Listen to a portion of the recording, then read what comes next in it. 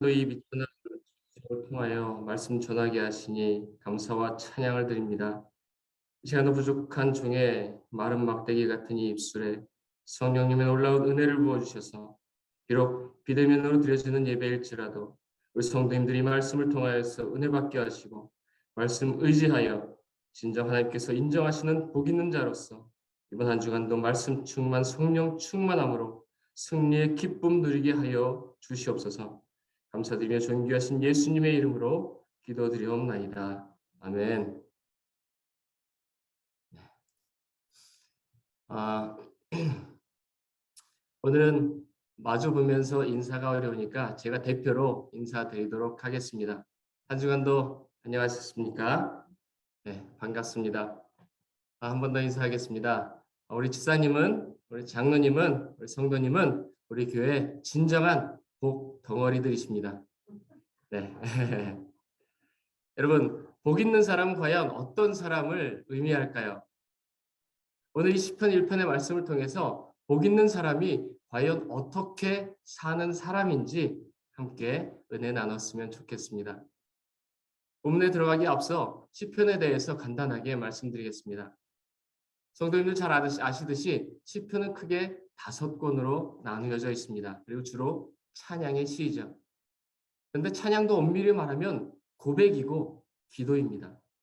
찬양은 곡조가 딸린 기도이며 기도는 곧 하나님과의 대화라고 할 수 있습니다. 그래서 유진 피터스는 이 시편을 두고 유대인들과 그리스도인들이 하나님과 대화를 나누는 것, 즉 기도하기를 배우는 성경이라고 그렇게 말했습니다. 하나님께서는 이미 우리가 어떻게 하나님께 나아가야 하는지, 어떻게 우리가 하나님과 소통해야 하는지를 이미 가르쳐 주셨습니다. 그런데 만약 하나님께서 우리에게 이미 계시하시고 대화하시고 하나님과 교제하도록 하나님께서 길을 열어주지 아니하셨더라면 우리가 대체 무엇을 하나님께 말할 수 있겠습니까? 기도는 하나님과의 소통이라고 말씀드렸는데 그 소통 가운데서도 주도권을 가지신 분은 바로 하나님이시죠. 내가 아니죠. 그러므로 우리는 그저 듣는 자여야 합니다. 하나님의 말씀을 듣고 그 말씀을 통하여 어떻게 대답해야 되는지를 우리가 배워야 하는 것입니다. 그런데 바로 이 시편 말씀이 마치 주기도문 같이 우리가 하나님의 말씀에 어떻게 반응해야 하는지 또는 어떻게 기도해야 하는지를 알려주시는 하나님의 말씀이라는 것입니다.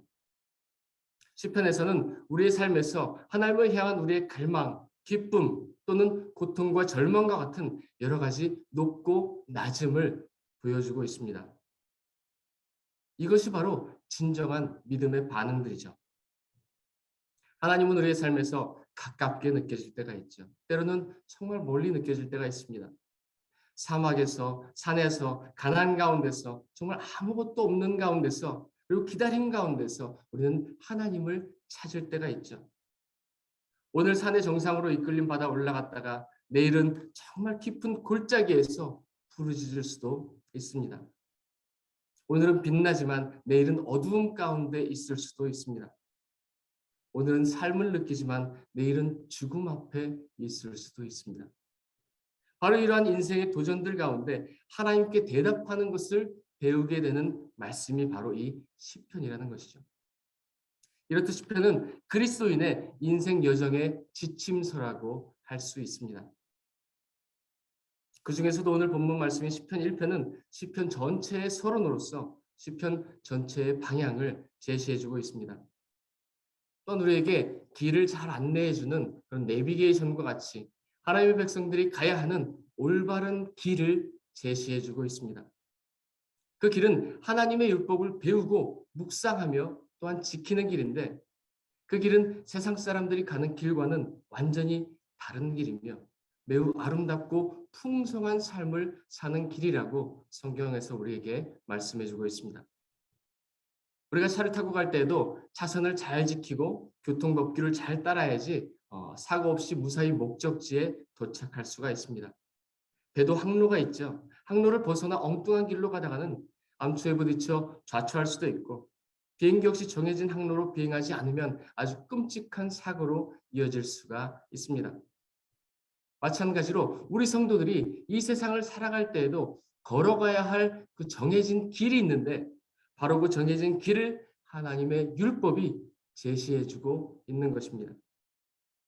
하지만 그 반대로 그 길을 떠나서 하나님의 율법을 무시하고 자기 욕심이나 정욕대로 사는 그런 교만하고 악한 자들은 하나님의 심판으로 몰락하게 될 것임을 말씀해주고 있습니다.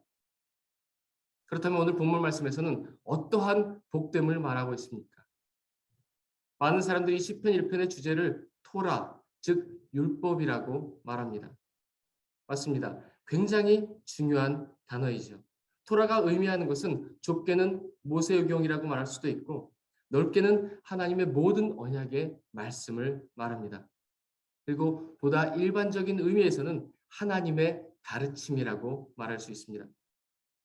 하지만 이 가르침을 누구를 위해 주셨습니까? 바로 우리 인간들을 위해서 주셨습니다. 그러므로 토라 못지않게 중요한 단어가 바로 사람이라는 것이죠. 결론부터 말씀드리자면 복 있는 사람의 참된 의미란 하나님의 말씀으로부터 교훈과 가르침을 받는 사람이라는 것입니다. 그리고 우리는 이미 복받은 사람들, 복이 터진 사람들인 줄로 믿으시기 바랍니다. 1절 말씀해 보면 복 있는 자들이 하지 말아야 할 것들 세 가지를 말씀하고 있습니다.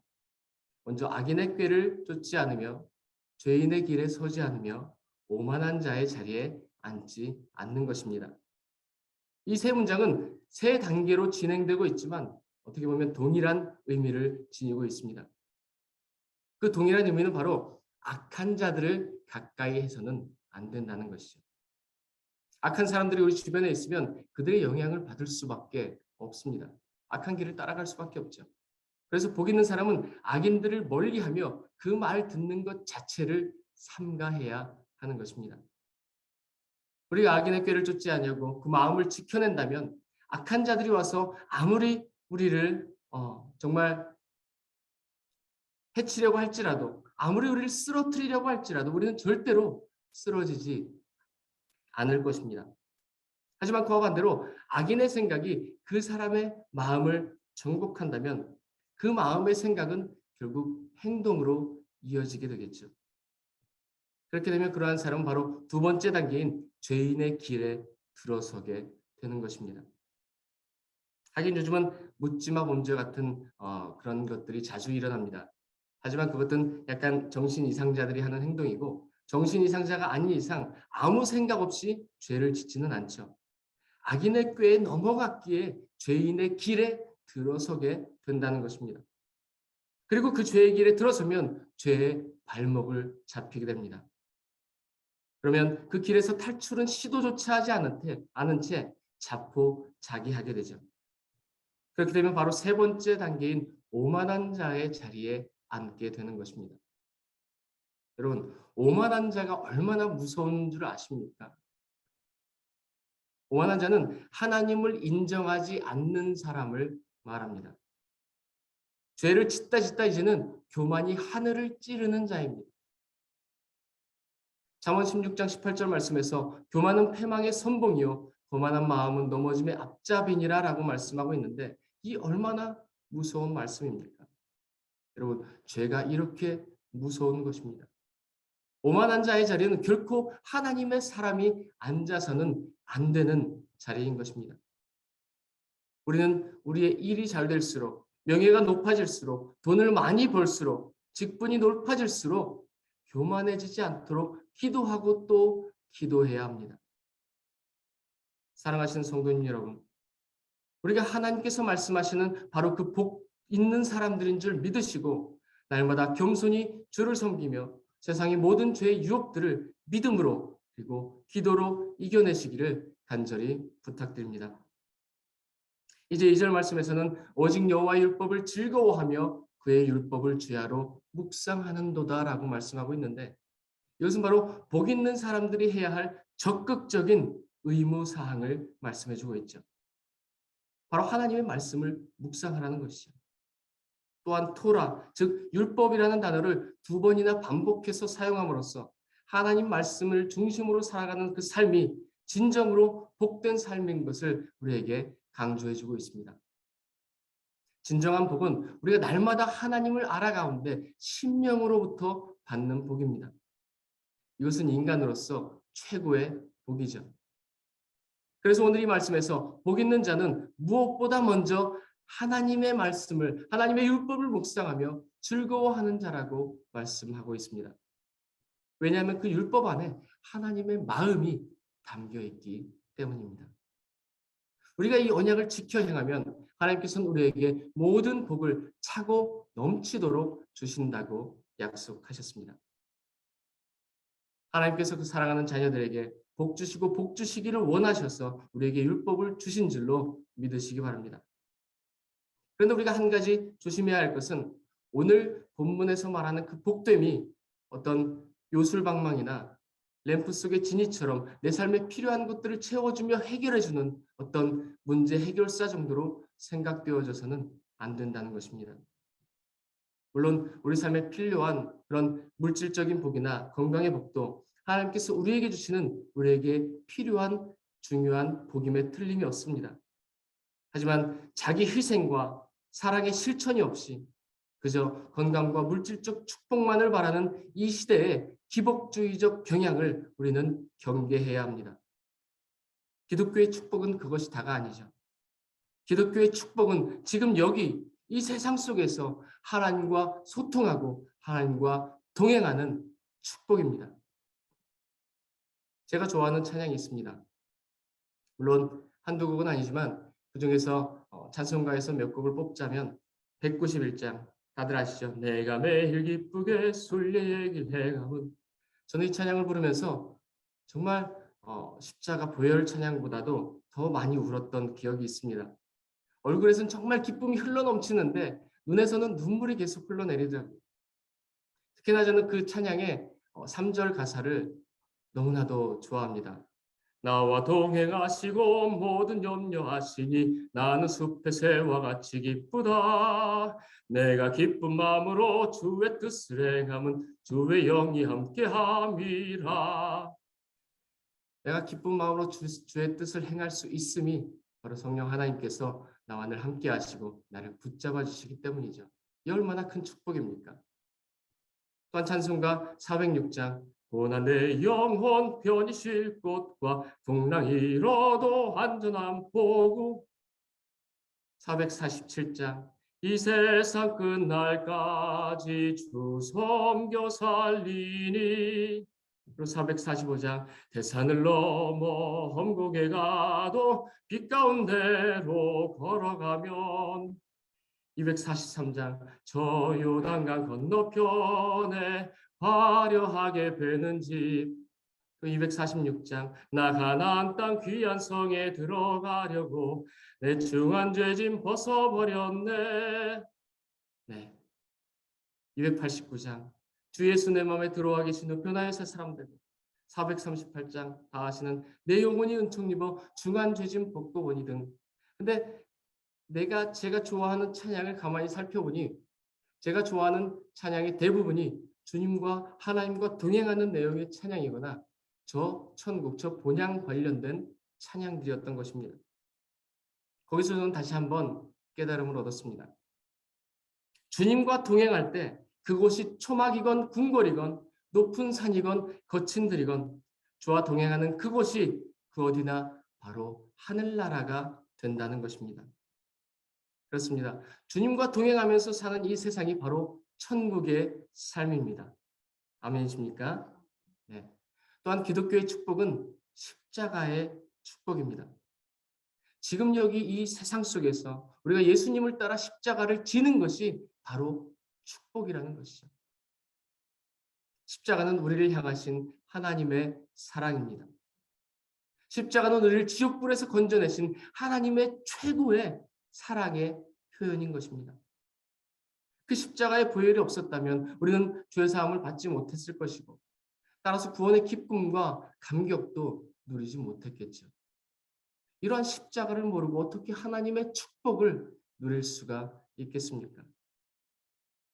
마가복음 10장 45절과 마태복음 20장 28절의 말씀에 보면 인자가 온 것은 섬김을 받으려 함이 아니라 도리어 섬기려 하고 자기 목숨을 많은 사람의 대속물로 주려 함이니라라고 말씀하고 있습니다.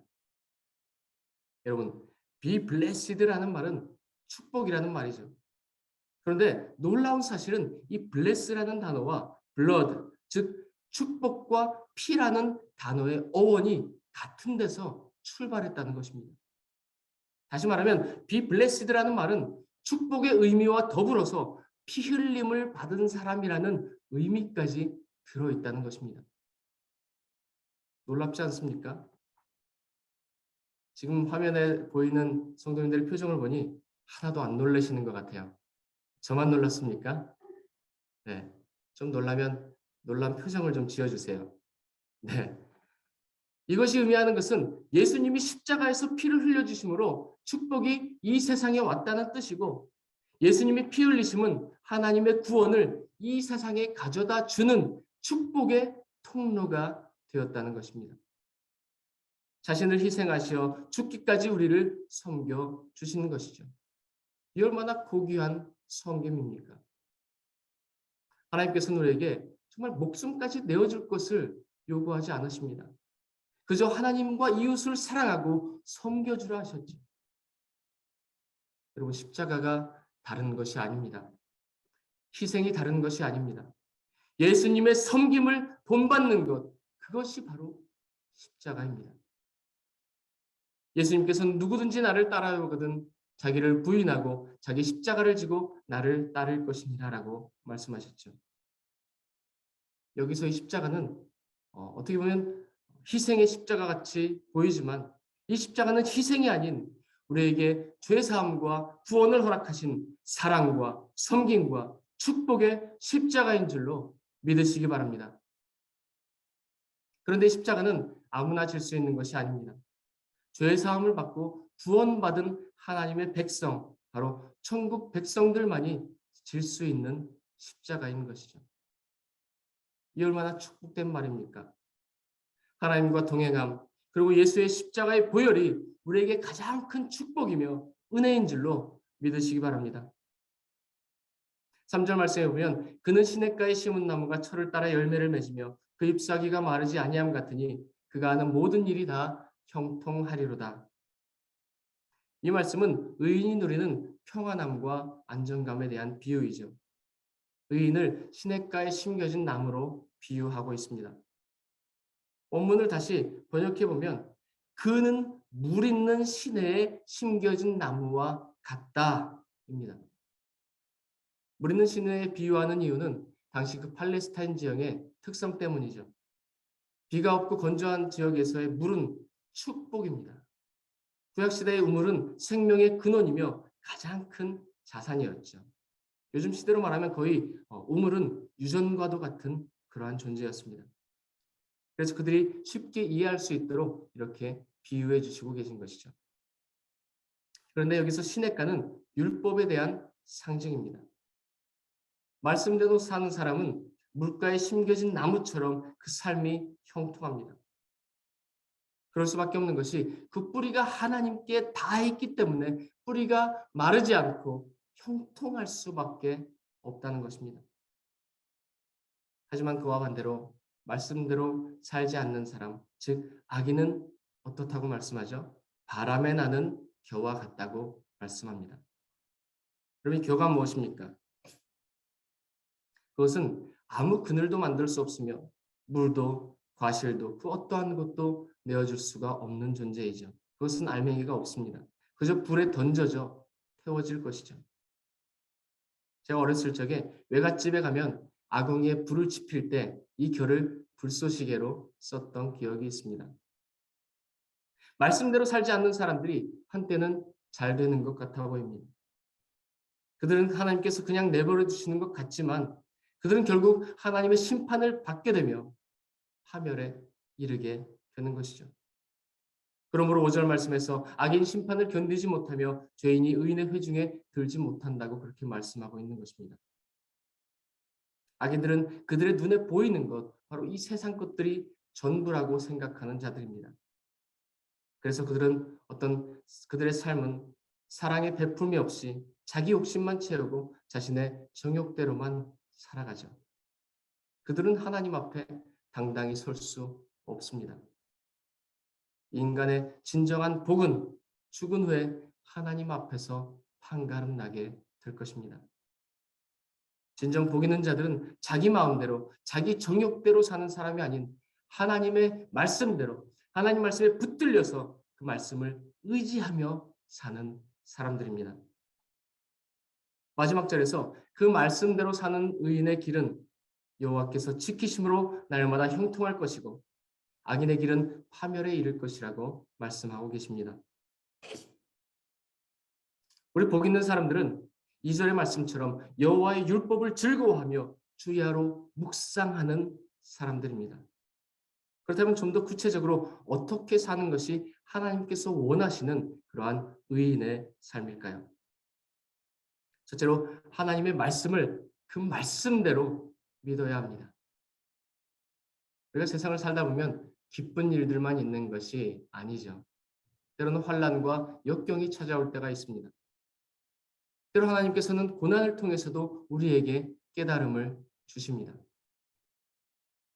세상에서 아주 잘 나가는 한 부자가 있었습니다. 그분은 많은 사람들에게 존경받는 분이었습니다. 하지만 안타깝게도 교회는 다니는데 진정 예수님을 만나지 못했습니다.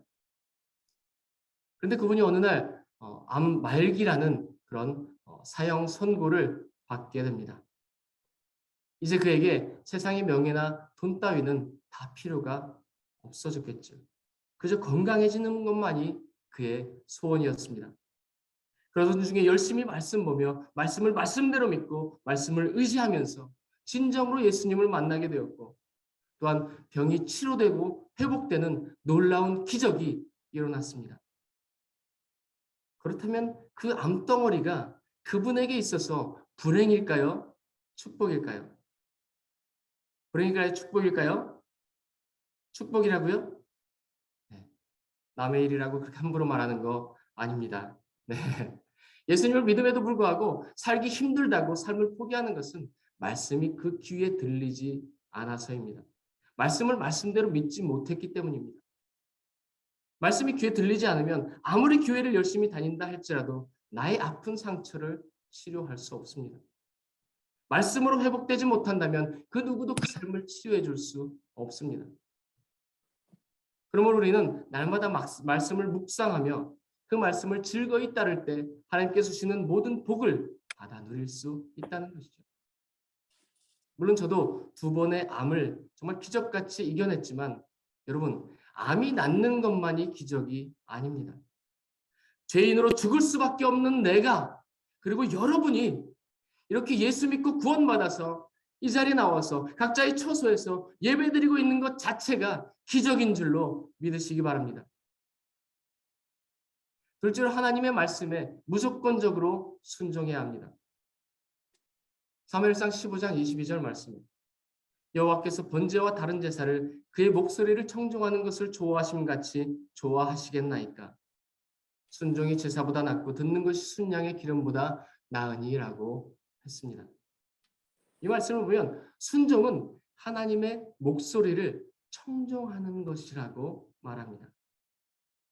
이 말씀에서 사무엘은 사울의 근본적인 문제가 하나님의 말씀을 듣지 않았다는 데 있음을 강조하고 있는 것이죠. 사울은 여호와 하나님 앞에 순종하기 위해서 왕으로 세움을 입었으나 그의 행위는 여호와를 거역하였고 또한 너무나도 완고했죠.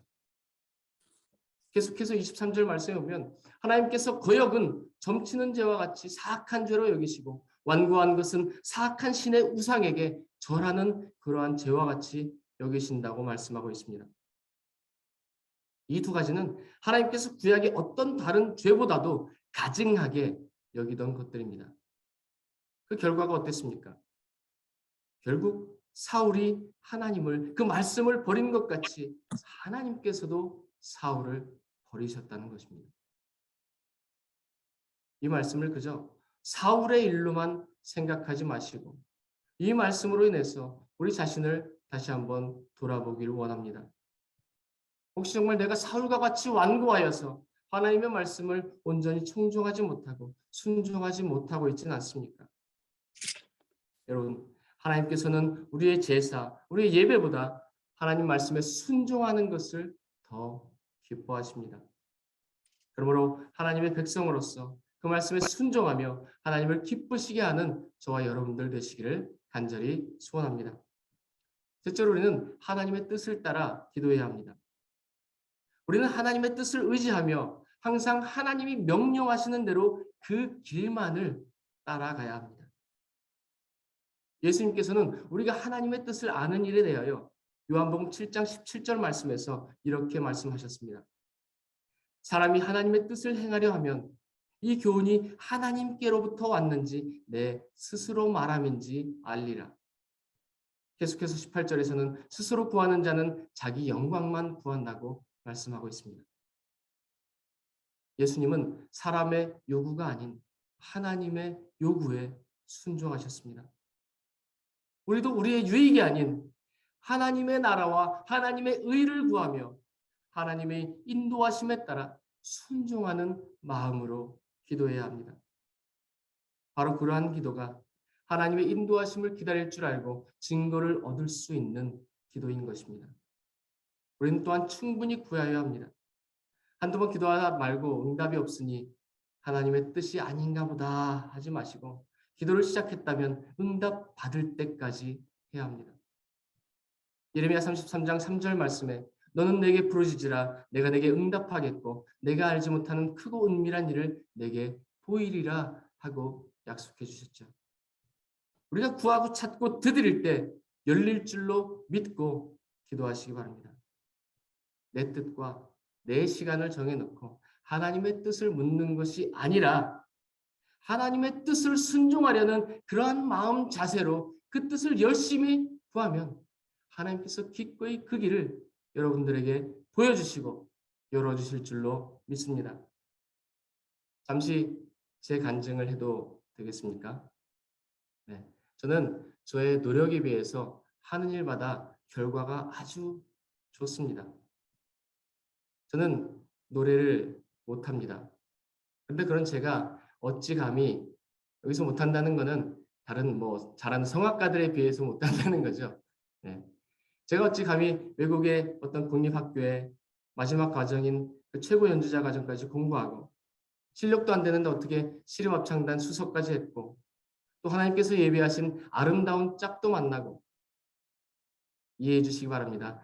제 눈에 안경이라는 그런 말이 있지 않습니까? 어쨌든 예비하신 짝을 만나서 축복 안에 가정을 이루고 아이들을 낳고 또 갑작스런 하나님의 부르심에 총신 신대원에 들어가서 신학 공부하고 캐나다에서의 정말 2년간 암 투병 중에 우리 가정에 수입이 하나도 없었음에도 불구하고 저희가 둘 다 일할 때보다 더 풍성하게 채워주시며 날마다 까마귀를 보내주시는 하나님의 은혜도 경험하고 또한 이렇게 좋은 교회에 와서 지금 이 자리에 서서 말씀을 증거할 수 있는 그런 기회가 나에게 허락되었는지 저의 삶을 돌아볼 때 정말 스스로가 너무 놀랍고 정말 감사한 일이 아닐 수가 없습니다.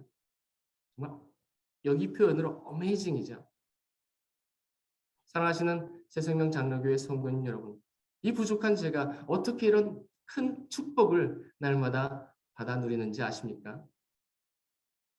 바로 우리 믿음의 조상들, 선조들이 심어놓은 기도의 열매를 제가 먹고 있다고 저는 생각합니다.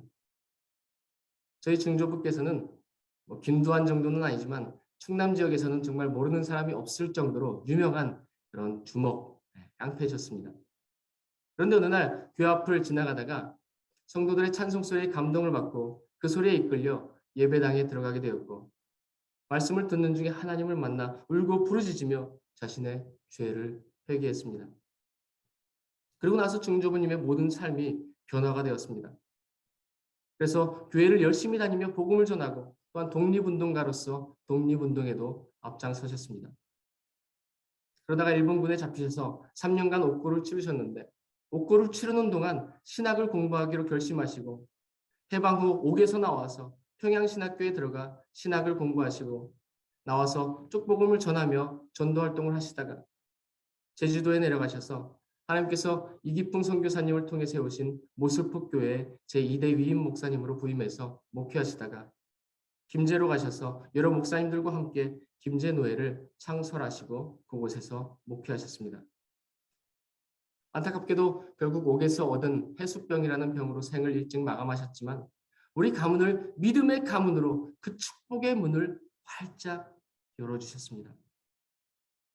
그리고 저희 할머니께서도 충남 주산교회에서 20여 년을 담임 전도사로 목회하셨고 저희 아버지도 40여 년을 목회하시고 9년 전쯤에 은퇴하시고 여러 지역의 교회와 학교를 세우시는 등 선교 사역을 감당하고 있습니다.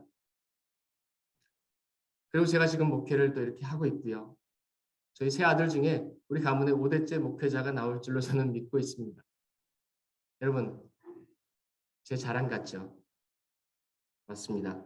제 자랑입니다. 그런데 제가 자랑한 것은 정말이지 예수님의 그 십자가와 이 믿음의 가문밖에는 없습니다.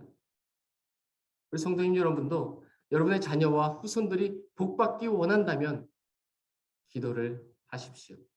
성도인들이 그 심은 씨앗의 열매를 물론 지금 바로 여러분 세대에서 수확할 수도 있지만 그 씨앗이 100배, 1000배 그리고 10,000배의 결실이 되어서 성도님들의 후손들이 그 열매를 따먹을 수도 있다는 것입니다. 바로 저처럼 말입니다. 기도하십시오. 하나님의 뜻을 구하십시오. 이것이 바로 복된 자들의 비결인 줄로 믿으시기 바랍니다. 말씀을 맺겠습니다. 하나님께서 우리와 함께 하시고 우리가 하나님의 말씀을 즐거이 묵상하며 순종한다면 우리가 복을 받는다는 사실은 제가 말씀드리기 전에 이미 다 알고 계셨던 그러한 사실들이죠. 그런데 중요한 것은 그것을 아는 것이 아니라 우리가 우리의 삶 속에서 얼마나 그것을 실천하느냐에 있다는 것입니다.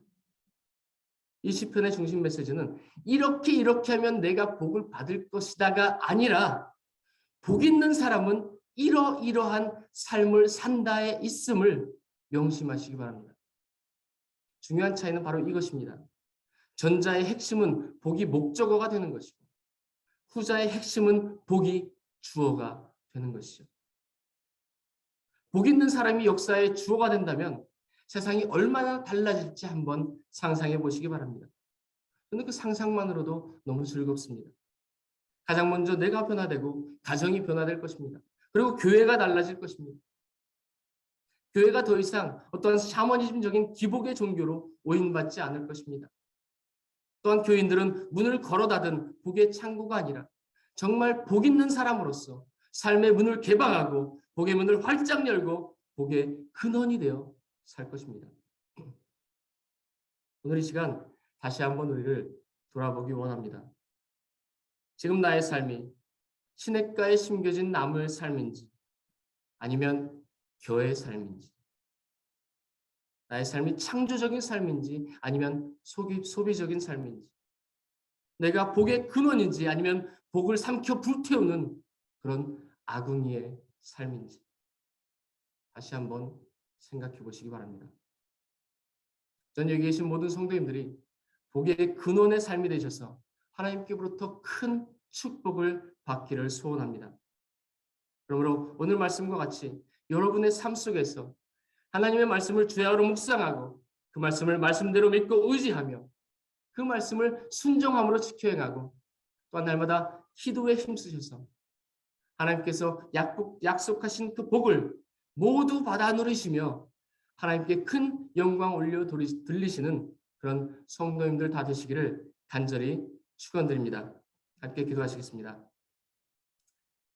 하나님 감사합니다. 오늘 우리에게 말씀 주시고 또한 깨닫게 해주시는 은혜에 감사를 드립니다. 우리가 오늘 받은 말씀처럼 우리의 삶 속에서 정말 날마다 말씀 묵상하고 즐거워하며 물가에 심겨진 나무와 같이 그 뿌리가 하나님께 닿아서 뿌리가 마르지 않는 복을 허락하셔서 그 삶이 형통하며 하나님께서 허락하신 모든 복을 받아 누리는 복된 삶을 사시는 성도인들 다 될 수 있도록 아버지 하나님 축복하여 주시옵소서. 기대하고 소망하며 살아계신 예수님의 이름으로 기도드리옵나이다. 아멘. 함께 말씀 기억하시면서 찬송가 546장 함께 찬양하시겠습니다.